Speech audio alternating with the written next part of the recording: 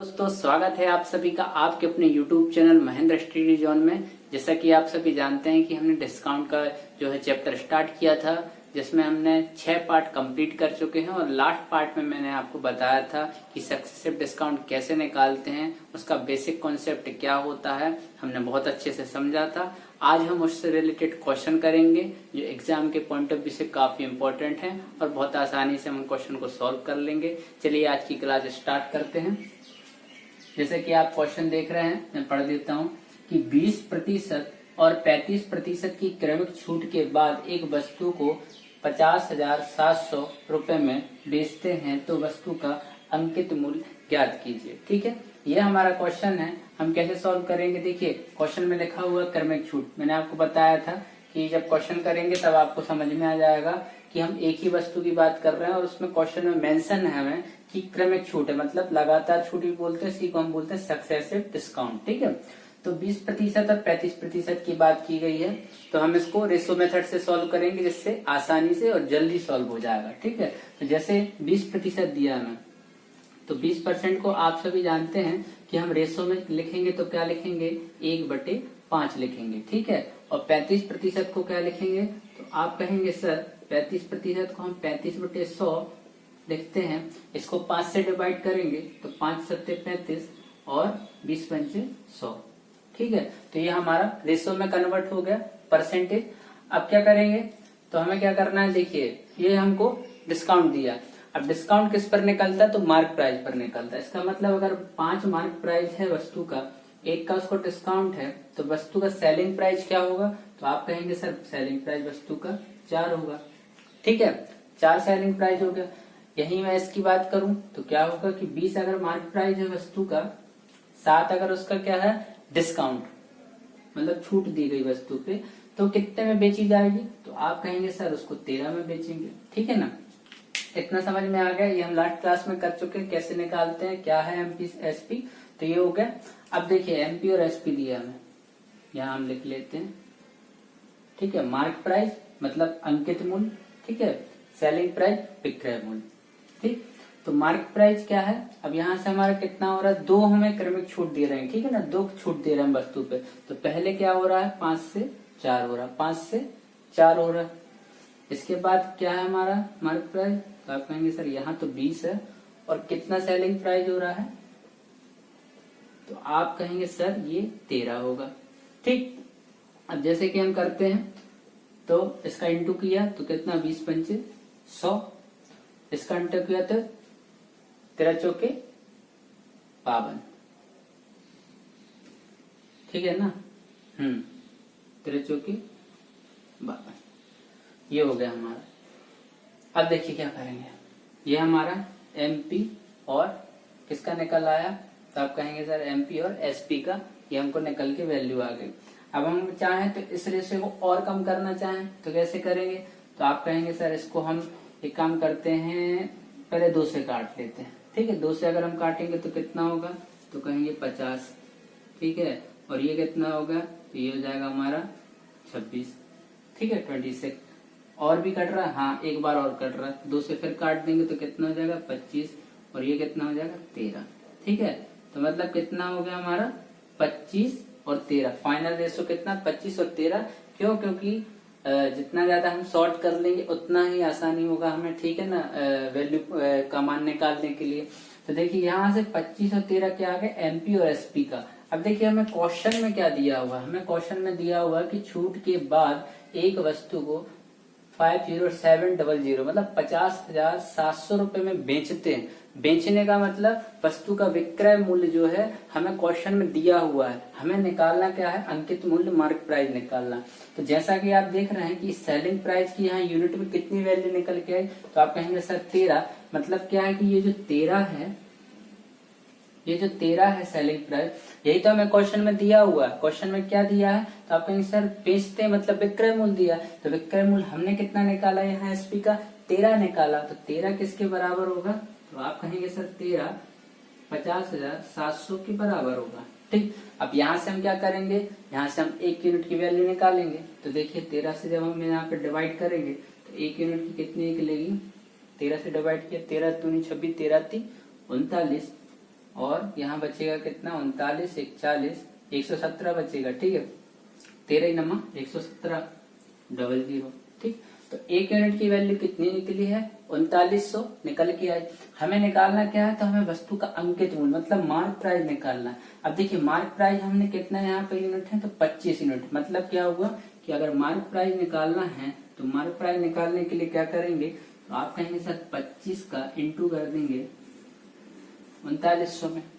ठीक है, अब इसका जब इंटू करेंगे, या तो सिंगल डिजिट से इंटू कर देते हैं, नहीं तो क्या करेंगे सीधा 25 से कर लेंगे, इजी होगा।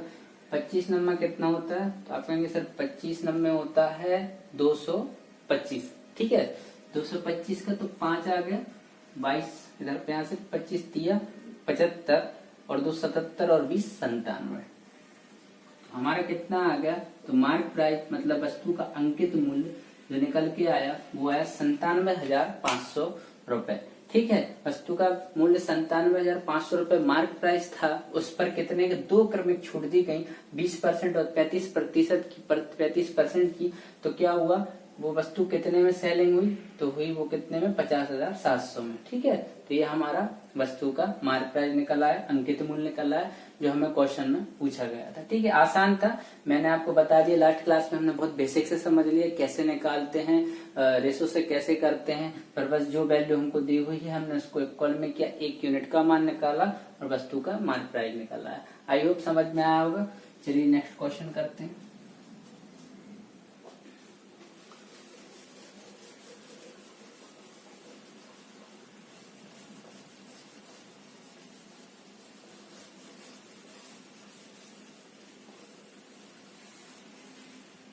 देखिए ये हमारा नेक्स्ट क्वेश्चन है।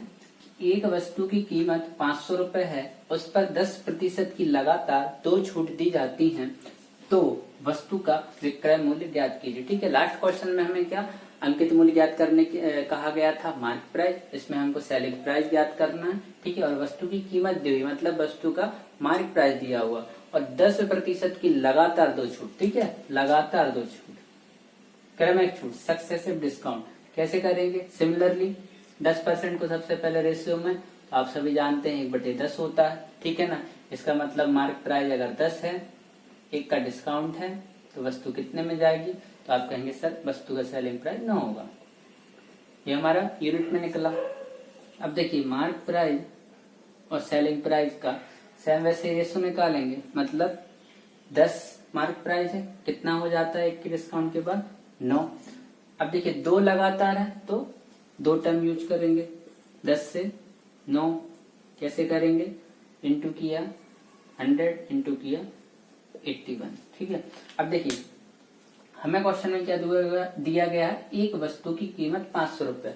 वस्तु की कीमत 500 रुपए दिया है, इसका मतलब वस्तु का अंकित प्राइस दिया है। मार्क प्राइस हमको 500 दिया है और हमने यूनिट में उसका कितना निकाला है, तो आप कहेंगे सर मार्क प्राइस तो यूनिट में 100 है। इसका मतलब क्या हुआ कि 100 की वैल्यू कितने के बराबर दी हुई है, 500 के बराबर दी हुई। ठीक है, 1 यूनिट का मान निकालना है, कैसे निकालेंगे, ठीक है ये डिवाइड हो जाएगा 100 का यहाँ पे, तो 1 यूनिट का निकल के आएगा 5 रुपए। अब क्या करेंगे, अब हमें निकालना है क्या, वस्तु का विक्रय मूल्य।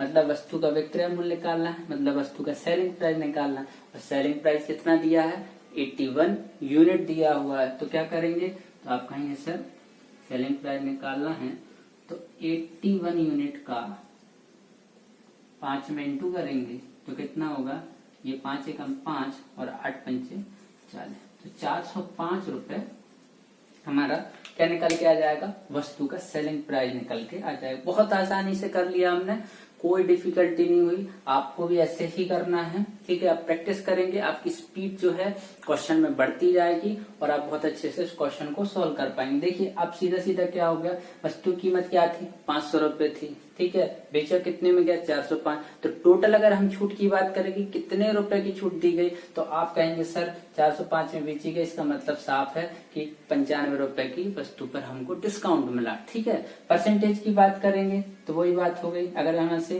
अगर आपको क्वेश्चन में पूछता कि कितने प्रतिशत डिस्काउंट मिला, तो आप क्या करते, आप कहते सर 100 की है, 81 में बेचा। ठीक है, या फिर अगर यहाँ से निकालना तो कैसे निकालेंगे, 95 है, का डिस्काउंट मिल रहा है, ठीक है। डिस्काउंट परसेंट अगर मैं बोलूं 95 डिस्काउंट मिल रहा है कितने पे, तो आप कहेंगे सर मार्क प्राइस पे निकालते हैं। मार्क प्राइस कितना है 500 इंटू 100% के लिए, ये 200 से ये गया तो कितना हो जाएगा 5 एकम 5 और 5 ना 45, तो 19% यहाँ से वस्तु का डिस्काउंट परसेंट निकल के आ जाता है, ठीक है। एक ही क्वेश्चन में हमने 2-3 क्वेश्चन का देख लिया कि कैसे कैसे क्वेश्चन बनेगा। अगर हमसे यहाँ पर अगर इसकी वैल्यू दी हुई थी यहाँ से, ठीक है, 81 की वैल्यू 405 दी हुई होती विक्रय मूल्य में, तो हमसे पूछा होता कि अंकित मूल्य निकालिए, यहाँ से भी 5 की वैल्यू निकलती, 5 का इंटू करते 500 रुपए निकल आती, ठीक है।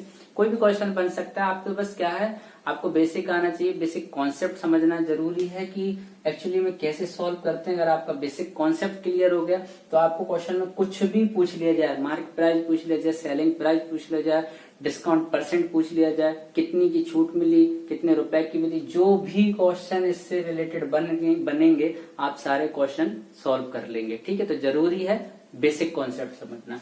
चलिए अब हम क्या करते हैं, एक क्वेश्चन और अच्छा कर लेते हैं, अच्छा लेवल का क्वेश्चन कर लेते हैं, जिससे कि अगर वो क्वेश्चन एग्जाम में आते हैं तो आपसे सारे क्वेश्चन बन जाएं, ठीक है। चलिए नेक्स्ट क्वेश्चन करते हैं।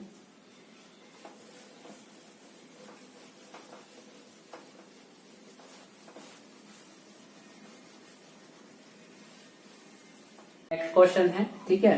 क्वेश्चन में बता देता हूँ, एक घड़ी जिसका अंकित मूल्य 8,400 रुपए है, 2 क्रमिक छूट के बाद 5,040 रुपए में बेची जाती है। यदि पहली छूट 25% है तो दूसरी छूट ज्ञात कीजिए, ठीक है। इस क्वेश्चन में हमें क्या क्या दिया है, तो हमें वस्तु का मार्क प्राइस दिया हुआ है, वस्तु का सेलिंग प्राइस, क्योंकि 5,040 में बेची जाती है मतलब विक्रय मूल्य सेलिंग प्राइस दिया हुआ है।